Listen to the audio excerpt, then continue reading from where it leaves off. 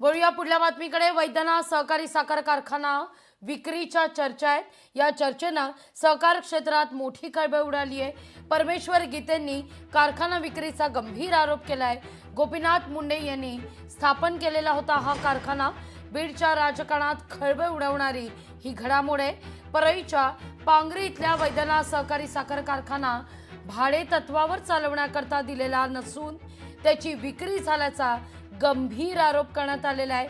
या कारखान्यावर काही काळ कायद्याविषयक सल्लागार म्हणून काम पाहिलेल्या परमेश्वर गीते नावाच्या वकिलांनी हा आरोप केला.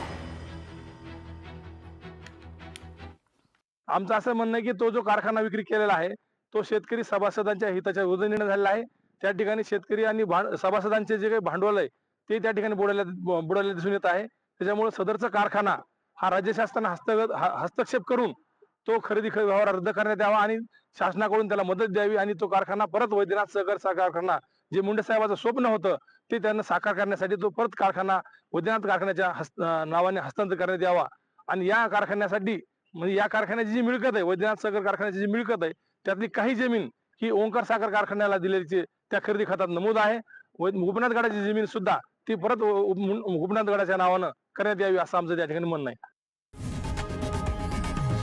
लोकशाही मराठी ऐका, पहा, जागरूक रहा.